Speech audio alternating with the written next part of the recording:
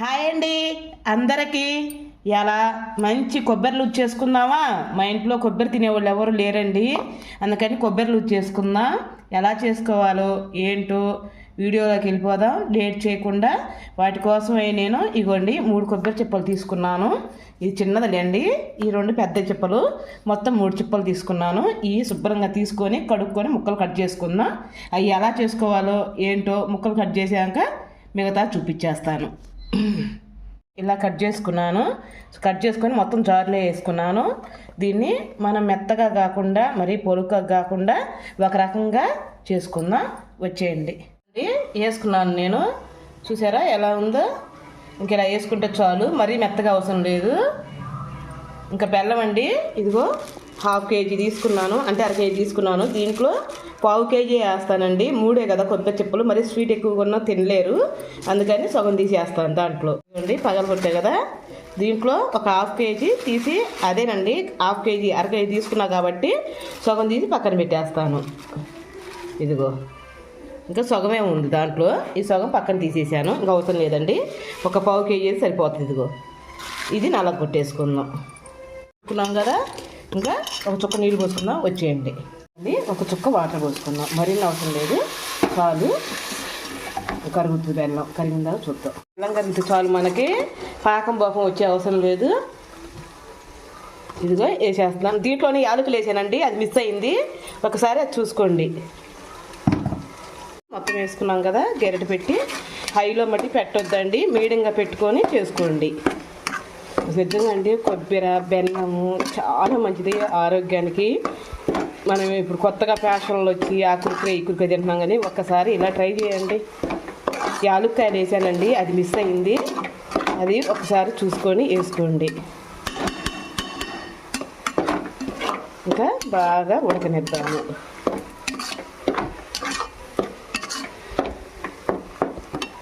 పెట్టేసి మట్టికి పక్కకి వెళ్ళొద్దండి, అడుగంటుతుంది. మనం ఎప్పటికప్పుడు తిప్పుకుంటూ ఉండాల్సిందే.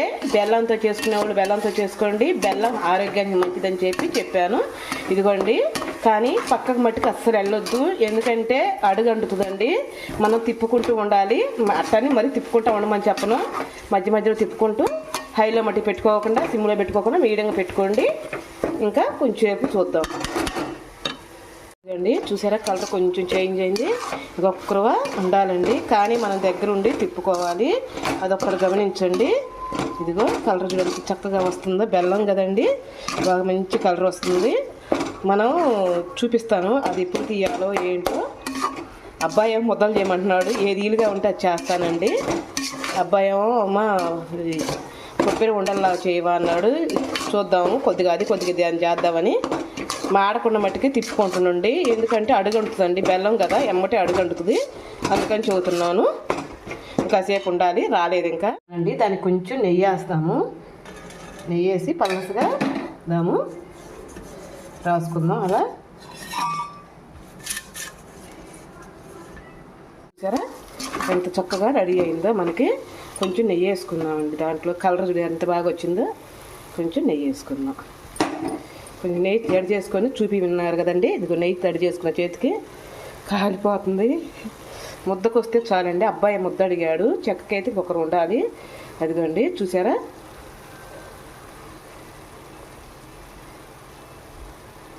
అదిగా ముద్దకు వచ్చింది కదా. ఇంక మనం తీసి దాంట్లో వేసేసుకుందాం,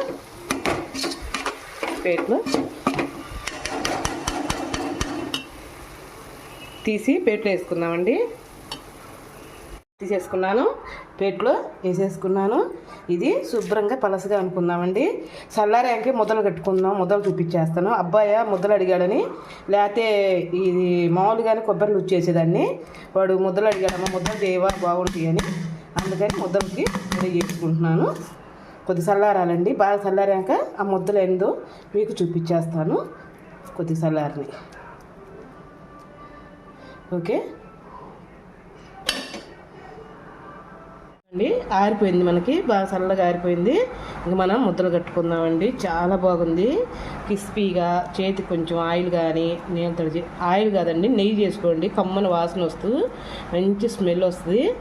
ఇదిగో చూసారా, కొద్ది చల్లారుతుంది, ఇంకొకరు మనకి గట్టి పడుతుందండి. పక్కన పెట్టుకుంటే జ్యూసీగా బెల్లే ఉంటుంది.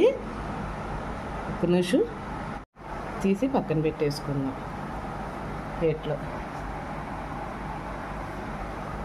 మళ్ళీ అలానే మిగతా ముద్దలు కూడా చేసేసుకుందాం.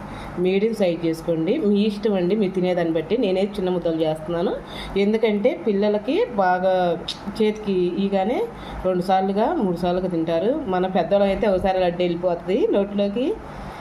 జ్యూసీగా ఉంది చూడండి ఎంత బాగుందో. పక్కన పెట్టేసుకుందాం.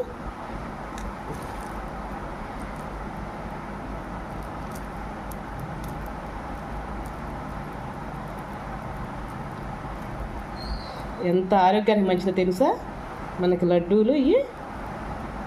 ఇది కూడా పక్కన పెట్టేసుకుందాం. మిగతా లడ్డులన్నీ చేసేసుకుందామండి ఇలానే అండి. ఇంకా కొంచెం ఉంది, వీటితో మంచి కజ్జికాయలు కూడా తయారు చేసి చూపిస్తాను. బెల్లె ఉందండి అసలు జ్యూసీగా. ఇదిగో లడ్డూలు తయారైనవి చూసారా, కనీసం ఎంత టేస్టీగా ఉన్నాయి అంటే ఒక లడ్డు తింటారండి అసలు సూపర్గా ఉన్నాయి. కొంచెం ఆరిపోతే కొంచెం గట్టి పడతాయి అండి, పైన లేయర్ వరకు గట్టి పడతాయి, లోన సాఫ్ట్గా ఉంటాయి, బెల్లె ఉంటాయి.